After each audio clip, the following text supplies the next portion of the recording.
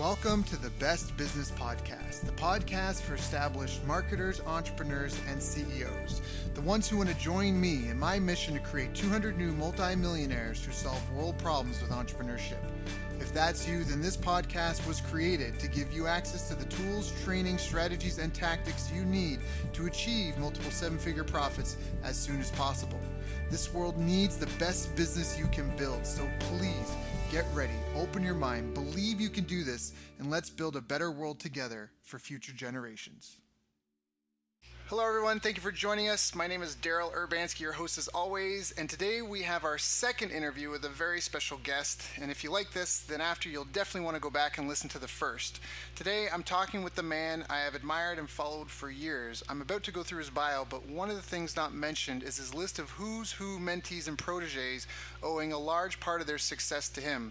The man I'm talking about is the one, the only, the irreplaceable Glenn Livingston. Glenn is a Ph.D. veteran psychologist from a family of 17 psychologists and a longtime CEO of a multi-million dollar consulting firm which has serviced several Fortune 500 clients in the food industry.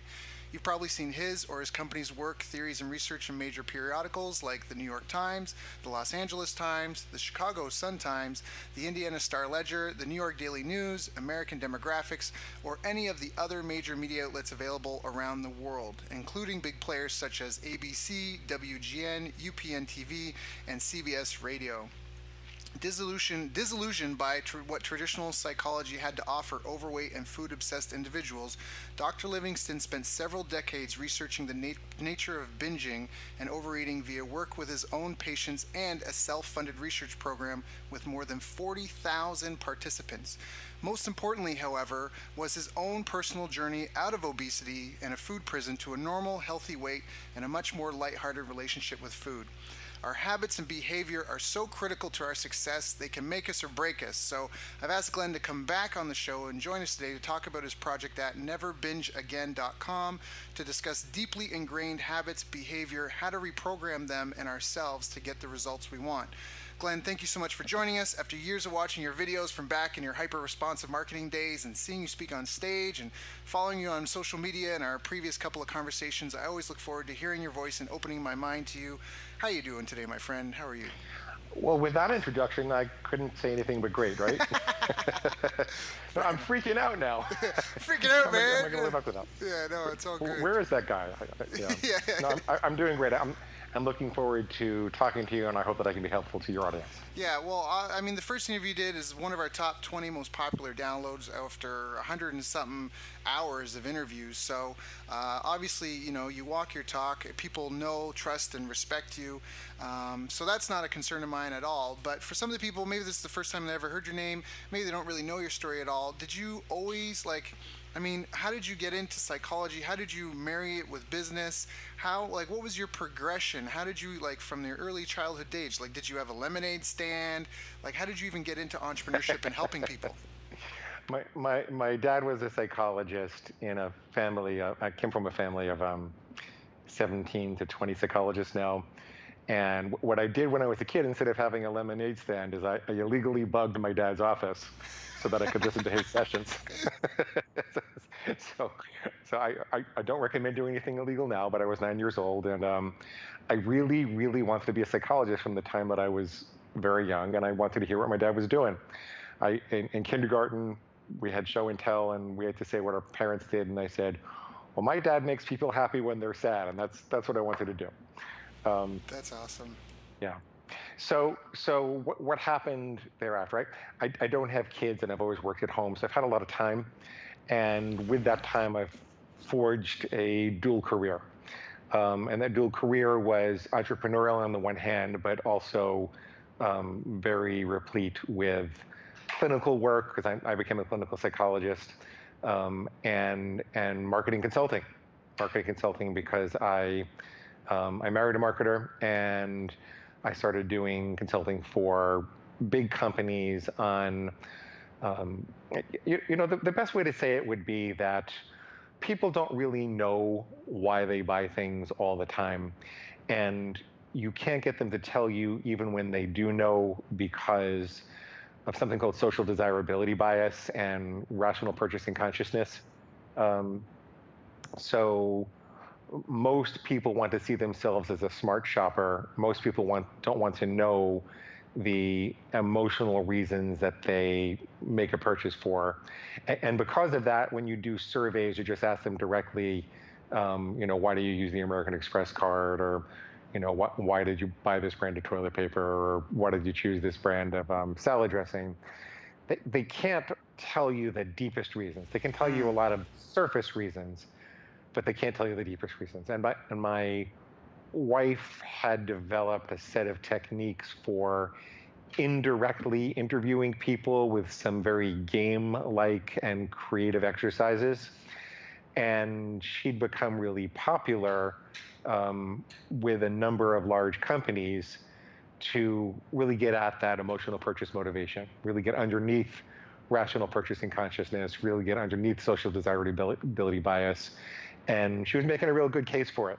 And she'd have these very soulful interviews, which were attended by dozens of high-level executives every time that she did them at the organization. And what would happen very frequently was that they would say, it's interesting. There are different corporate cultures. Some corporate cultures are very research-based, and some cultures are not. They're very intuitively based. But in a lot of corporate cultures that were research-based, they would say, well, intuitively, I think you're right? Intuitively, I think that people use degree deodorant because it makes them feel like they can conquer the world and come back and relax with a mate. So I think that you're right, and I think you're probably right about how we should portray that, with this firefighter and supermodel or whatever it is. But I don't really know that I want to risk $10 million in ad spend before I have some more concrete data. And it was difficult to get the concrete data because what would typically happen is the company would go back and say, which of the following reasons do you use degree deodorant? Do you use it to relax and conquer? And people would say, are you an idiot? Are you crazy? Right.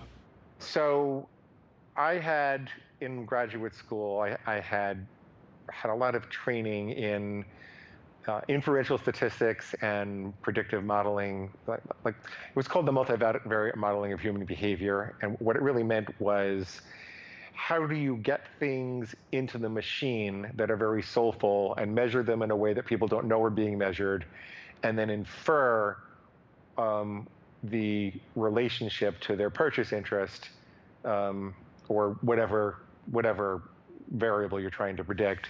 How do you infer that and then prove it with numbers? And so I looked at what Sharon was doing and I said, well, this is easy. I can create a protocol that doesn't ask people directly, and yet I can still inferentially prove that this is actually true, that when they say that they want XYZ rational benefit, I use the degree deodorant because it lasts 32% longer than Red Card, which I don't know if it's true.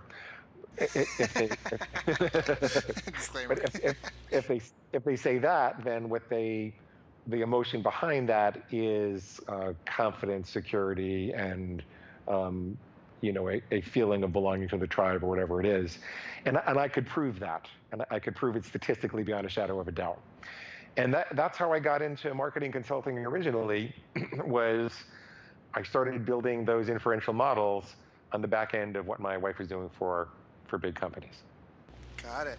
Which doesn't have necessarily an awful lot to do with my journey in food and the techniques that I've developed for helping people to stop overeating and think like a permanently thin person. But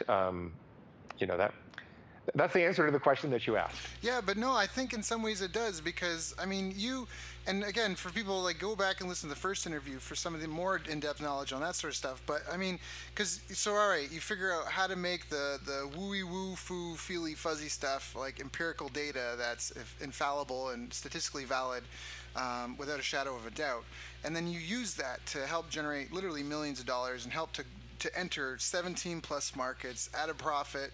And then obviously you did the consulting, the hyper responsive marketing stuff, and you got into, helping people and having an impact on their lives. And I think, like you said, even before we started this call, that kind of the work you're doing now with binge eating is some of the most fulfilling work ever, because I think some of these people really suffer from that. And that's kind of something we can touch and talk on, because through all this, you found out that even though people want success, because, I do a lot of interviews, a lot of fantastic people. We give away ton of great how-to info, but I know that there's people out there that they've got self-sabotaging behaviors and repeat patterns that they're stuck in, and they don't know how to get out of those. And so I think that's partially, at least from what I've seen just watching you, kind of the progression, the journey, where you figure out the model. I mean, you even got like the formula for like what is it? It's like, you put up your survey, and then 1 in 20 opt-ins will buy the product being offered, which is 5% conversion, and 10% of your survey participants will buy the product, and it's the cost of the survey times 10 is the cost per sale. You had a very strategic formula for that. But I think even still, you've noticed that trying to affect people and get change, even if they're empowered with the knowledge, doesn't always work. Is that correct? That's kind of a leading question, but of course it is. I mean, it's a classic problem in philosophy and psychology. We all have that part of ourselves that makes aspirations and sets out these best laid plans, and then there's this other part of ourselves that sabotages it and usually goes for short-term gratification in one form or another. And so I think that if we frame this discussion like that, and then we kind of move towards how that works in binge eating, you can see how the same dynamic would play out in procrastination, or having the discipline to execute a project or to supervise your employees.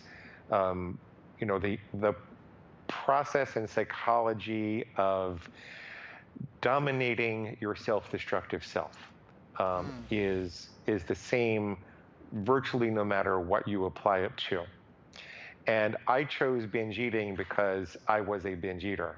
When I was a kid, I would have had what you would be I would have been diagnosed with exercise bulimia. And what that means is I didn't like to stick my finger down my throat, but I purged by exercising. And I figured out that if I worked out 2 or 3 hours a day, I could eat whatever I want to. And the problem was that when I got older and I had more responsibilities, and I started to have patients and consulting clients, and I was married, I still wanted to eat 5,000 or 6,000 calories a day, but I found it harder and harder to make 2 or 3 hours to exercise. And so I started to gain weight, but more importantly, I found myself less than present with my patients, less than present with my clients, and I would feel guilty about it. I would be sitting with a couple who were really bearing their souls, and maybe they were recovering from an affair or something like that. And I would be thinking, I can't wait until this is over so I can go eat a whole pizza, or three, right? Right. Or when can I get to the delicatessen and dislodge my jaw and empty the whole thing into it? Right. Yeah. When can I start eating? Not till I'm full, but until I hate myself. Yes, yes, and if you talk to people who've had trouble with binge eating, it sounds like maybe, Daryl, you've had that experience. If you talk to people with binge eating, there is an experience where people feel it's almost like there's a gun to their head, and they just keep doing it until they do hate themselves. And because I was a psychologist, and because I was a statistical modeler, I attacked the problem from both of those angles to the greatest extent of my ability. I went to many of the best psychologists in New York. As you could imagine, I have a lot of good connections. Right. I created an online study, and I paid to advertise until I had 40,000 participants, looking at the relationship between food addiction preferences, like do you like chocolate or potato chips or pasta or pizza, and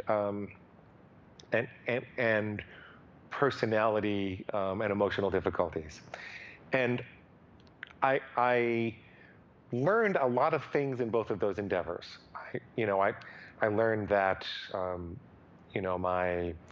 My mom was an army wife, very scared about what was going to happen to my father if he went to Vietnam, and she had some difficulties with her dad when I was first born, and so she used to keep chocolate around at very low levels, by which I mean low to the ground, not small amounts. Um, she would keep chocolate around, and she would point me to it when I would cry or, you know, really need something from her. And so there's a connection, right? There's definitely a connection. You could see why, well, when I feel lonely or sad or upset, that the first thing I would turn to would be chocolate. Right. And I was able to document that kind of thing in this study. It actually turns out that people that crave chocolate are more likely to feel lonely or isolated or unloved, or to be having some kind of romantic difficulty.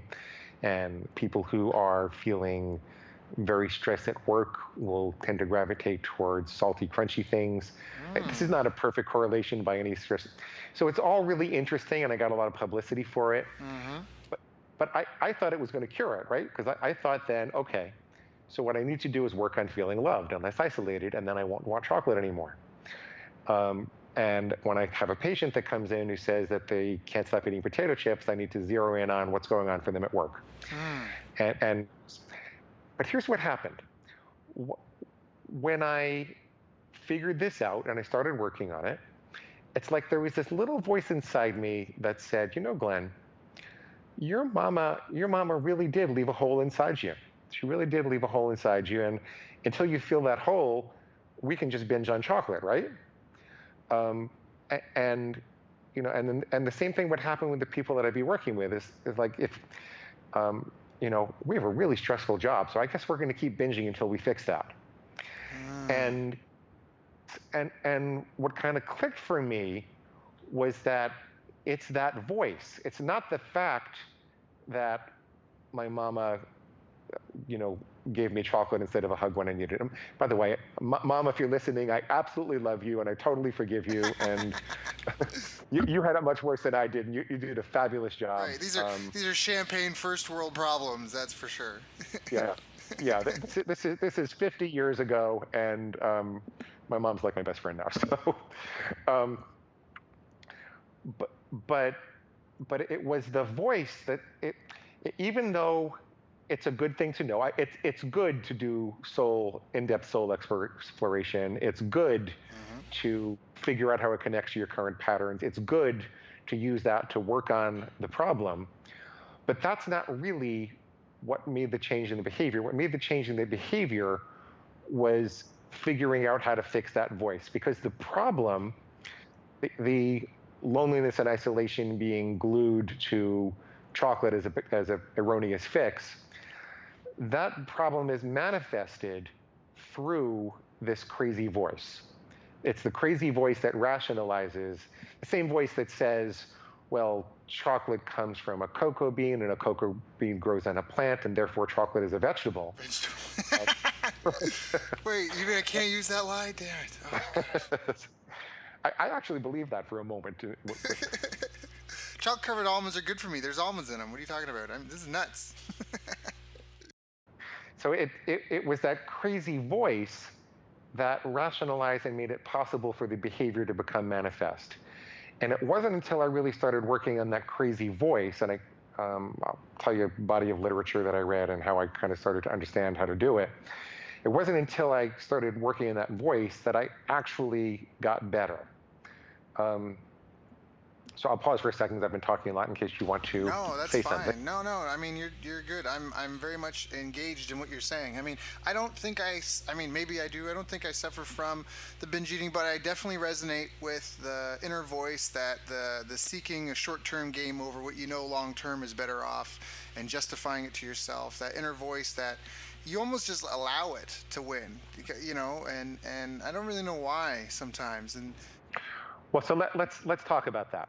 Okay, sure. In our culture, we've kind of emasculated our culture, right? And like if you look at the way the culture was developed before the Industrial Revolution, children were really property, and it was necessary to have a lot of them to, work on the farm and do manual labor. And we didn't really focus on their individual needs and their, we weren't really as concerned about making sure they grew up empathically and became self-actualized and everything like that. Right. And so the pendulum had to swing as it was no longer necessary to, have children to work in the factories and or work on the farm and make sure that the family survived. And we really became a culture that focused more on individualism.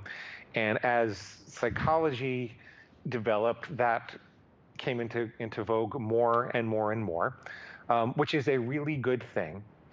But it really has culminated in every behavior being the result of not nurturing our inner wounded child enough, right? And the the addiction treatment industry says you can't really take responsibility, you can't really quit your addictions, you can only abstain from them one day at a time. Right. Progress, not perfection, and basically we've become extraordinarily soft on maladaptive behaviors as a society. We're saying we have to nurture the person underneath them. Now here's the problem with that. And Daryl, I'm a compassionate person, and Yeah, but it's okay. Let's drop the axe. Like, let's get real. Like, yeah, you're good. I'm with you 100% because I travel the world. I see international things. I mean, the other day I was walking home and I passed this woman who's asleep on a cardboard box with her breast hanging out, feeding her baby infant beside her. And I'm listening to my friend on the phone who's complaining that their boss doesn't appreciate them enough and blah, blah, blah. And I was like, sorry, I just stopped to give some food and money to someone. What were you saying? Like, oh, they're there. I'm sure things will get better. And so I get it. Like, I'm very much with you in certain respects. So feel free. So there's a physiological problem with this. And the problem is, if you ask a neurologist, they'll explain that the brain is really, you can broadly think of it in three parts. You can kind of think of the lower brain, the middle brain, and the reptilian brain, the mammalian brain, and then like the neocortex or the human brain that's developed later. And we live with all three inside of us. We tend to think of ourselves as the human beings who have goals and aspirations and seek to delay gratification and be persistent in pursuing our goals and be disciplined and organized and et cetera, et cetera, et cetera. But all of that is really in the neocortex. A level down from that is the mammalian brain, where a lot of our emotions are generated from, that cause us to experience feelings like love and camaraderie and organize into a tribe or a herd or a group. But below that is this lizard brain. And the lizard brain basically looks at things, when it sees something that's in an environment, all it's thinking is, do I kill it, do I eat it, or do I screw it, right? Kill it, eat it, or screw it. And the problem is, in all of the addictive problems, the lizard brain gets activated and takes over. And so at the moment of impulse, when you're staring at that chocolate bar, when you're waiting in line at Starbucks and it's sitting up there, at the moment of impulse, your lizard brain, which is really wired for the most primitive survival, is overtaking the mammalian brain. It's overtaking the neocortex. So it's eliminating all of your best laid plans, all of your love and camaraderie and everything you really think of that as your soul. The lizard brain eats your soul and says, now it's time for chocolate. And so now you can see, when you look at that, physiological structure that we're dealing with, why would you want to nurture that? Right. You need something, you need to cultivate a sense of disgust for the lizard brain so that you get a jolt every time that lizard brain tries to eat your soul. You need to be standing at Starbucks, and when you hear that lizard brain say, I think chocolate is a vegetable, you need to immediately be jolted back up into your right brain because you feel disgusted with what the lizard brain is doing. Yep. And so with that, I could tell you how I figured out how to do that. Yeah, well, because I can definitely relate. I smoked for, I don't know why, but I thought smoking was cool when I was a kid. So I remember the first couple times I had a cigarette, it made me feel sick, and I like trained myself to get through that so I could smoke with my friends and be cool. And then when I smoked for 5 years, and then when I ended up wanting to quit, there was no middle ground. I had to go from being a smoker to hating, and I had visceral, like, disgust reactions to smoking, and that was the only way, and it was cold turkey, and I've never, and I walked away from it, and it's still to this day, like, I'm very disgusted with smoking and cigarettes, and that was the only way. I tried to quit a number of times. So you just really triggered me when you said that you have to cultivate, a sense of disgust. That was the only way I was able to stop smoking, was that. Yeah. And it was based after I was volunteering at a grade 7 class, and we were doing this unit on smoking. I had to prepare for the teacher. I was going through all the research and stuff and the photos of things, and anyway, so that really resonates with me. So that's the lizard brain. Yeah, the lizard brain eats your soul. That is a powerful statement. The lizard brain eats your soul. That's so awesome. And okay, so a step in the process that I kind of skipped over was my study of alternative addiction treatments. And I ran across a guy named Jacques Trimpe at Rational Recovery. And he really focuses on drinking and other black and white addictions. He's done some work with food also. I'm not sure if he's quite on the mark with food as much as he is with all the black and white addictions. But with the black and white addictions, he's really codified the experience of people who quit on their own with a kind of angel versus devil on your shoulder technique. But really, it's the internal structure of the brain, the higher brain versus the lower brain. And he had developed a technique for separating from the lower brain. And he's another name for it. He trademarks it, so I don't use it on That's fine. my things. And if you study his stuff, you will see how easy it is to separate from that lower brain and arrange to get that jolt. And so what I started doing was saying, okay, well, I can do this with food also. I just need to figure out how to make it black and white, because most people work with food guidelines rather than food rules. A food guideline is something like, I avoid chocolate 90% of the time, or I don't eat if I'm not hungry. Right. Those are guidelines because they're kind of squishy. Right. Did you avoid chocolate 90% of the time if you ate it all day on Saturday and Sunday and nothing else, and then you didn't have it for a month? Is that avoiding it 90% of the time? I don't know. Right. As opposed to, I will only ever have chocolate again on Saturdays and no more than 3 ounces in any calendar day, right? That's a crystal clear rule, and you need crystal clear rules in order to hear the lizard brain. So at this point, I decided I was going to never have chocolate again, and that lower brain I was going to call my pig. And this doesn't sound very sophisticated for a psychologist like me, someone of my stature, to have come up with this. We're not. Yeah, that's fine. It's real. Focus on results. Don't worry about that. Keep going. So I said, that's my pig. Anytime the pig says, I want chocolate, or you should have chocolate for whatever reason, that's pig squeal. Chocolate itself would be pig slop. Chocolate belongs in a pig's trough. I don't eat from pig's troughs. I don't listen to farm animals. I'll never have chocolate again. And I would just ignore the pig. And that's what I needed to arrange that jolt for myself. And what followed from there was a lot of experimentation with different forms of food rules, because what you need to do is simultaneously maximize freedom and control. It's kind of like being a city planner. You want to put in enough stoplights and stop signs so that all the dangerous intersections are protected, but you don't want to put in even one more than you need because you're going to slow down traffic. Right. And it's kind of like that. You really want to maximize your freedom, but you don't want to allow the dangerous intersections to be unattended. Right. So there's a lot of experimentation with the different kinds of rules, and I came up with a structure eventually after I started working with clients where I said, well, there are things you never do, there are things you sometimes do, there are things you always do, and then there are things you do in an unrestricted way. And I find most people, when they have that basic guideline, they can begin to come up with a set of rules for them that defines even though eating is a very complex behavior, it's not something you can quit like a black and white addiction. You got to Right. take the tiger out of the cage and walk it around the block a few times a day. Right. Um, Right. Right. yeah, That's but that's a good way to put it. yeah, I got that from OA actually.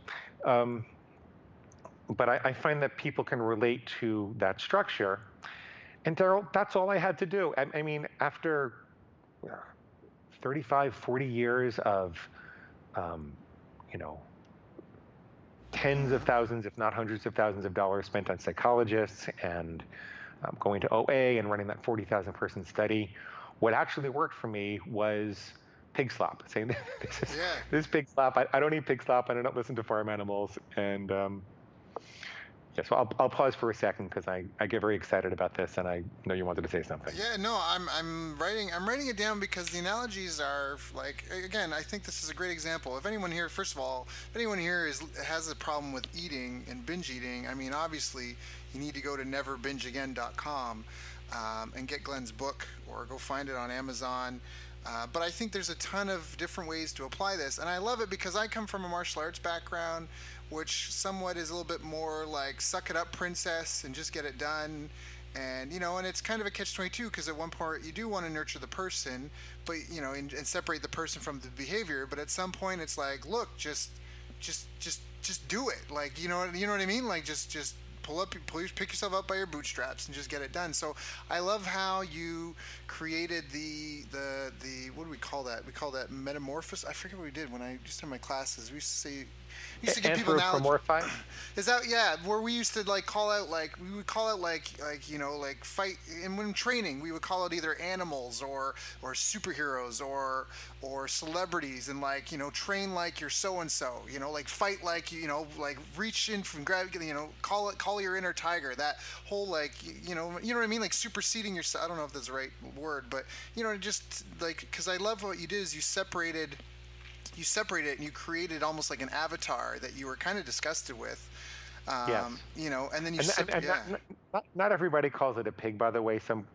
A lot of women call it their bitch. Some people call it their inner slacker. yeah, As long as the dynamic is there and you understand that this is not something you're trying to love and engage with, yeah. then yeah, Yeah, and you almost need an us versus them mentality. Like, this is me, and this is some sort of parasite that I have to deal with that feeds off me, and I don't like it because of the problems that it solves in my life. And so, yeah, I have to make a stand, and every day is won or lost. In fact, that we used to have. Again, when I had my martial arts school, we had the rules, traits of a 3%er. The concept was from Jim Rohn, where he said that, Um,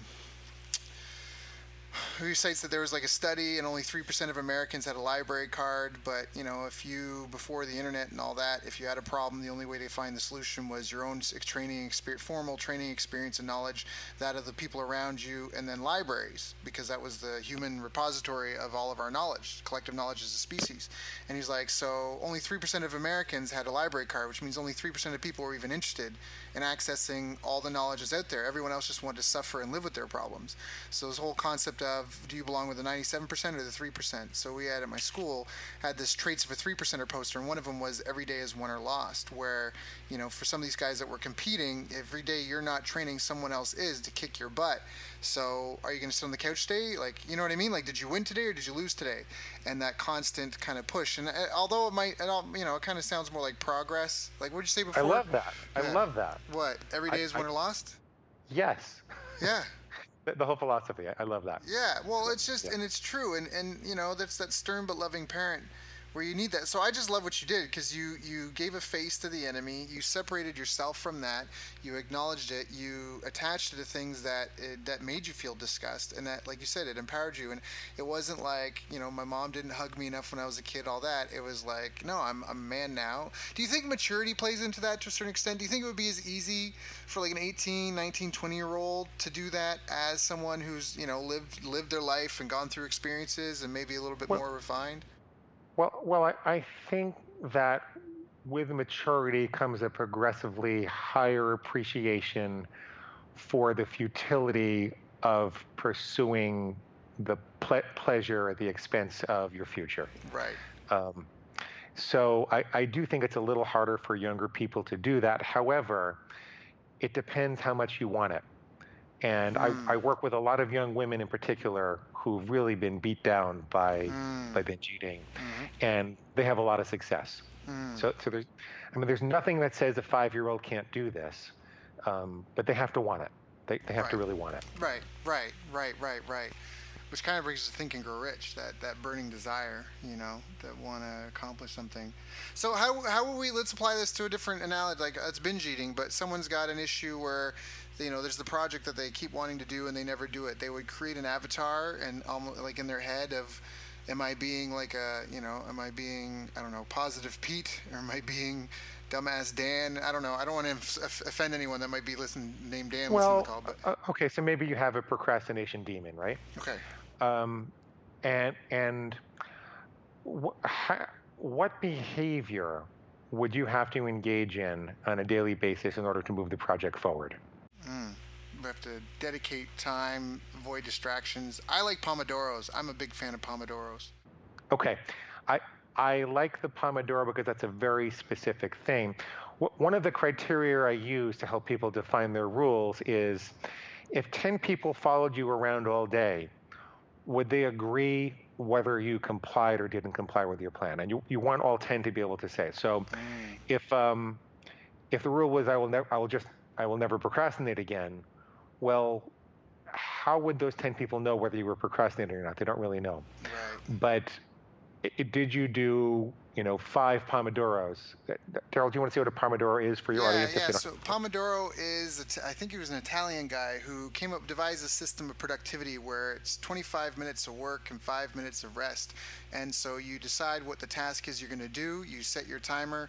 You totally shun the world. The world does not exist. The only thing that exists is you and that task. And even if you're just staring blankly at it, blinking, that's it. You've got 25 minutes to do that. And that's just and so when you plan your day, one of the best things to do is your number one priority. The only thing, if you only get this thing done today, the day was a success. The day was won, so to speak, not lost. And then you come up with a secondary and third priority.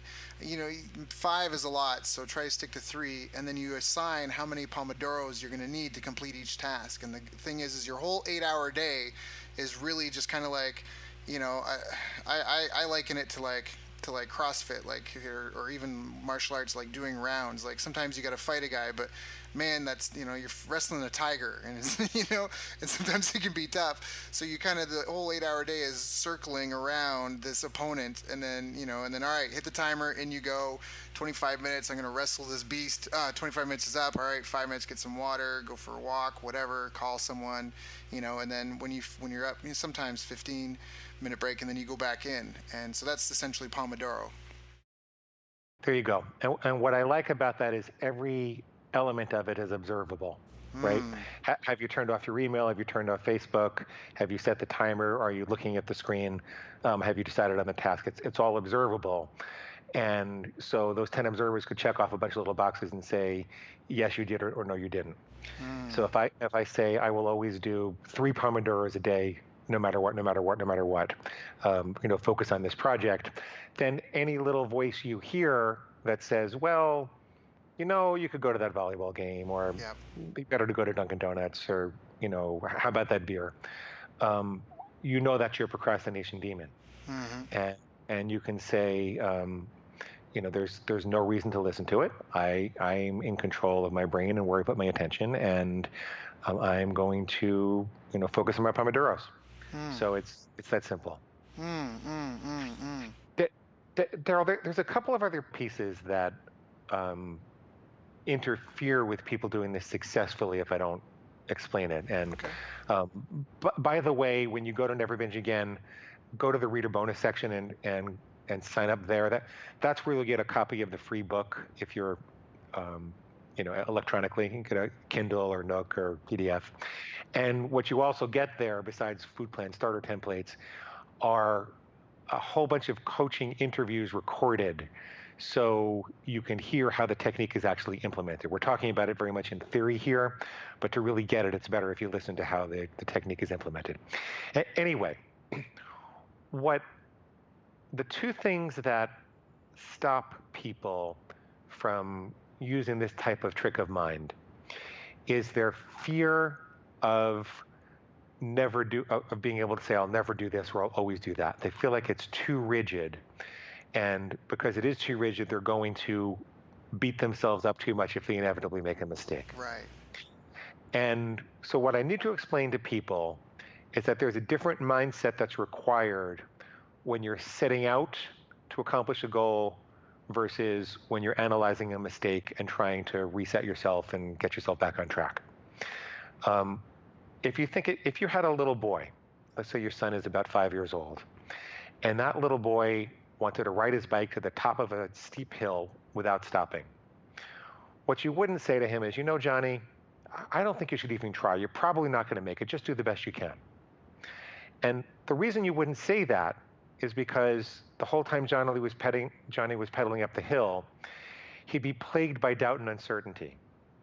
What you want to do for Johnny is give him the mindset that he's going to make it and have him visualize himself on the top of the hill victorious and get him all excited about what it's going to look like, what it's going to feel like on the top of the hill. And tell him to concentrate on that and purge all the doubt and insecurity from his head. And then if he doesn't happen to make it, you don't say, well, you're really an idiot, Johnny, and I can't believe you just did that. You would never say that to a little kid. You would say, well, let's see, did we drink enough water? What did you have to eat the night before? Maybe we need a running start. You would analyze what went wrong and you make a better plan to do it again. The purpose of guilt is to draw your attention to something briefly until you can correct it. It's neurotic to hold on to guilt beyond that. It's like if you touch the hot stove, you need to feel that pain for a minute so that you don't go touch the hot stove again, right? You don't want to say, oh my God, I feel so guilty. I touched the hot stove. I'm such an idiot. I'm going to go just hide in the closet for a week. I'm going to go torture myself. And it turns out that type of self-castigation is actually the pig's way of perpetuating your obsession with food, with the pig slop. And it's very difficult to binge if you're not yelling at yourself. And so, but if you understand that if you happen to make a mistake, you pay very careful attention because it could be a serious thing, but then you analyze what went wrong and let it go. By the same token, when you're setting out to make a commitment, you make it 100%. You don't say, for example, your wedding vow is not something like, I'm about 80% confident that I can be faithful forever, but there sure are a lot of attractive people out there. Right. And I'm just being realistic. You don't want me to be a liar, right? Right. That's not a wedding vow that you can get excited about. That's not a commitment that you'd accept from a mate. Right. And so why accept anything less for something as important as finishing that project or never having chocolate again? Why not say, I will never have chocolate again. That's the top of my hill. Why not say, I will always do 3 Pomodoros a day, no matter what, no matter what, no matter what. If you make a mistake, figure out why and try it again. And you'll find if you do this, that you've installed a kind of algorithm in your head that self-perpetuates. And it's not only the most current excuses that your pig or procrastination demon is bothering you with that this works against, but this algorithm starts to work against all the other things that it bothers you about and gets you uses to get you to break your best laid plans and commitments. So that's a critical piece, is not to be afraid of never, not to be afraid of the guilt. The other critical piece, this is with particular regards to food, but it's important to understand the forces that you're up against.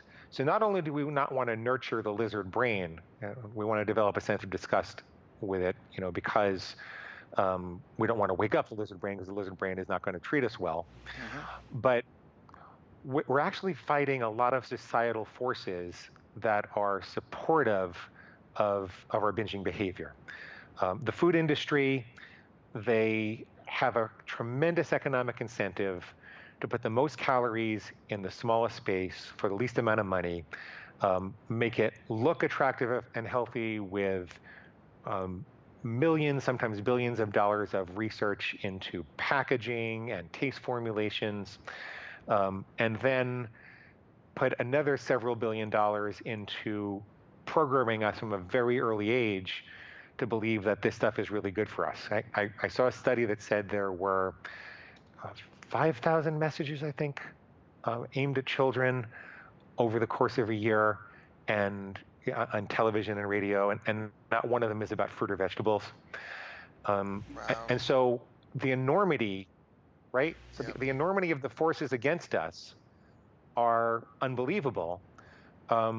However, if you have a crystal clear rule, and you can hear and you can stop that voice the moment that it pipes up, you're okay. But you're not going to hear that voice if you walk around blind to what's going on around you. You're not going to hear that voice if you're trying to nurture your inner child. You're not going to hear that voice if you're frightened of manning up and making these rules, and you don't really understand the mindset to have when you make a commitment versus when you make a mistake, that it's possible, in fact necessary, to be perfectly committed even if you can't be perfect. Does that make sense? That makes perfect sense. Yeah, it's about being committed to the journey and not throwing it all in, not getting frustrated and giving up because you stubbed your toe on step 10, of a journey of 1,000 steps. I think there's a lot of wisdom in that. I think that it's, knowing that, accepting that your life isn't going to change overnight, but that you can change, and that it's a commitment, and it's one foot left foot, right foot, left foot, right foot. I love what you say, like permission to feel guilt and then let it pass. Use the guilt in a positive respect, or any negative feeling that you have, because if you don't, I just love the whole thing. So visualize the goal, feel excited about the goal, purge yourself of all doubt and insecurity of failure, and so that way you can fully commit to achieving it. And go for it, and if you were to not meet the goal, and then you feel that guilt, or and whatever you were afraid of feeling, to use it to look at what worked and what didn't work, learn from it, then let it go, and almost just go through the cycle again, and just to develop a sense of disgust with that negative, right? Like, don't get comfortable with the failure if you have it, but develop a sense of disgust with it, and just keep committed that you're on the journey, and it's okay if you mess up a couple of times, but it's about making meaningful progress in reasonable amounts of time. Rock and roll. Yeah. You get it. Yeah. No, I think that's really powerful. I think it's really, really powerful. Now, someone who's helped and affected literally thousands, probably tens of thousands of entrepreneurs, what do you feel are some of the biggest mistakes that entrepreneurs are making? We went from binge eating to procrastination. So that's obviously, I guess, a pertinent one that comes out from your experience. What are some other things that people listening to this might want to apply this technique to? Binge eating, procrastination, what else? Well, I would tell them not to apply it to drugs, alcohol, or cigarettes. I would tell them to go to work with Jacques Trimpe's work instead at Rational Recovery, because some of the modifications that I made will ruin the effectiveness for drugs or alcohol, or something that's really black and white. This is for anything that has a complex behavioral economy where there are a multitude of decisions that you have to make every day. Adam, I have largely been working with people with binge eating, so I think you may have to throw me a curveball that I'm not doing so well with Sure, no, that's fine. at the moment. That's fine. I could talk about the mistakes that I see most entrepreneurs making, and maybe then you can tell me how it would apply. But sure. So what were the biggest mistakes? By far, I think the biggest mistakes that entrepreneurs make are vastly underestimating the time, work, resources, and morale that it takes to get something off the ground. I'm constantly barraged by people who are, and they don't like me because of this, because I'm kind of a harbinger of truth, but I know that I'm saving them, a tremendous amount of pain. I lost $2 million by, jumping in, building this gigantic research facility with all the latest gadgets and 20,000 square feet, without really going through the research and talking to mentors and, all of the initial steps to really estimate what I was getting myself into. And, we also had 9/11 in New York to contend with, but still, I wish someone would have told me directly that I was dreaming. And I think most entrepreneurs are dreamers. And I think even experience, I talk to people running 7 and even 8-figure businesses who are prone to dreaming. And that this is why the most experienced entrepreneurs have all had their ass handed to them over and over and over again. Yeah. It's just part of the process. It's just everything seems simpler than it's going to be. The drug of the new idea is so much more exciting, and it gets us into the lizard brain. It gets us into the lizard brain. So those are some of the biggest mistakes that I see people make. I think another mistake is wanting the market to want what you want them to want, as opposed to finding out what the market wants and giving it to them. I call that marketing narcissism. And the antidote to that is research. I think the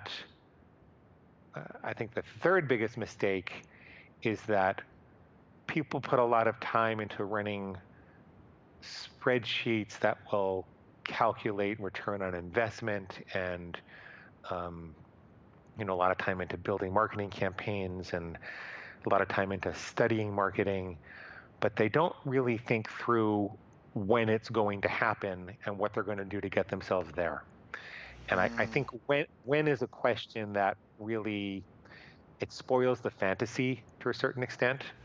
But if you force yourself to think through, when are you going to break even? When are you going to make $3,000? When are you going to be able to pay yourself a payroll? And you really work backwards from that and do the math and get a lot of feedback from people who've been there about whether that's realistic. You don't wind up in this situation where you're running out of capital and you've got to scramble and you can't pursue your dream because you're out. Yeah, no, I love it, because it's like beams of light of truth and experience, for sure. That is yeah, no, I mean, those are definitely. It's funny because you mentioned that. I have a client right now, and she's got a business doing. I mean, we're on track to nearly double it. She did 1.8 million last year. Around 150,000 a month. We had a goal of 200,000, stretch goal 252,000, or sorry, 250,000. We finished last month at 252. This year we're on pace to do 272. And she's so enamored with this idea of starting a VA company to employ people from her home country, and I totally get it. And then there's another project where she wants to empower women around the world, and I love it and I support it 1,000. But at the same time, yeah, like you know what I mean. Like it's hard to be successful in more than one thing at one time. Yeah, that's my disease. Yeah. But I mean, it's just so funny because you're talking about like entrepreneurs, and I'm not. Yeah, and it was just funny when you said that, because I'm as guilty too. I'm not trying to make it sound like I'm all high and mighty. I'm definitely as guilty. But just when you said that, you're like, why even successful entrepreneurs have had their butts handed to them or their asses handed to them. I see that, because it's the dreamer. It's I look at what even once you've been successful, look what I've created and manifested. Look what I've done and put together, and the results I've gotten, and I could do that for this, and you see it so clearly and nobody else can see it. So a lot of words of wisdom. Glenn, we're coming up to the end of the interview. I really appreciate just how candid you are, how open and honest and just forthcoming you've been with all the information. I think there's going to be a lot. I think if there's any binge eaters in the audience, they need to go to neverbingeagain.com, and even some people who are just curious about this. And I really appreciate that you made it. It works for just plain overeating also. It's the binge eaters who are more motivated to do it. But if you feel like you eat beyond your own best judgment sometimes, and you like to get more of a handle on it, this can work too. And I like that you made the differentiation that this is for, something where you have to take the tiger out and walk it around the block a couple times a day, as opposed to something like, meth. Yeah, don't use it to quit meth. Yeah, that would be bad. And for that, go to rational recovery. Is there anything that I didn't ask you about that I should have asked you about? I don't think there is, no. No? What are some of the things you're most proud of that you've done in your professional career? I mean, this you said at the beginning of the call is something that's been the most meaningful and kind of endearing work, that just the results and the changes you've impacted on people's lives. What are some of the other highlights? I'd just like to know. The first time I sold a 7-figure project, I I was terrified because I'd been doing low six-figure projects and five-figure projects. Mm-hmm. And I saw this opportunity when Bausch and Lomb was trying to unify their world positioning. And I said to Sharon, we could do this on a national scale. And she was terrified and I was terrified, but we stepped back and we analyzed the pieces and parts, and we said, well, this is just repeating what we're doing in 7 different countries, but there's nothing different. And we could do this. And we did it. And we ran all the way around the world, and I remember having to go to Tokyo and back for a 1-hour meeting in 36 hours when things were falling apart a little bit. But I was proud that I think whenever you're really going to take a leap as an entrepreneur, you're going to have to be terrified for a little bit. You're going to have to stretch the bounds of what you think you can do and stand up and say, yes, I'll be responsible, and then go back and crap your pants a little bit and figure out how to do it. Right. What a great way to end the call. Glenn, again, thank you so much. Yeah, just your wisdom, your experience, your sincere desire to help others really shines through. I know you could be doing 101 other things right now, so I appreciate you coming on the call to share with my audience and I just really look forward to growing with you and watching your new project go and just getting older together. So thank you. Thanks, Daryl. I'll have to have you on my podcast too. You've reached the end of our interview. Now, first, let me thank you for listening. I appreciate and respect you more than you'll ever know. And now I'd like to ask you a couple of questions. First, what 3 lessons did you just learn? What 3 aha moments just jumped out at you? Second, what can you implement for yourself and your business in the next 24 hours? Third, what can you give to someone else to help you with, or give them to just do it for you? Whatever it is, remember, taking action is the secret sauce to results. Now, if you think this interview would be helpful for a friend, please give them a link to it. It'll help them and it'll help me too. I'd also like to invite you to help me find out more about the challenges you're facing, your dreams, your goals, and how I can help you overcome what's holding you back. We both do better when we know better, and your success is my success. So please reach out and interact. You can visit our website, bestbusinesscoach.ca for Canada or California, where I'm from and where I'm living. You're welcome to also try out one of our paid programs. You can find us on YouTube, Facebook, and pretty much every other social media channel you can think of. You should also subscribe to the podcast, and if you're enjoying them, please leave us a nice review. It really helps. That's all for now. Once again, thank you. Take care of yourself, and remember, the world needs the best business you can build. And I believe in you.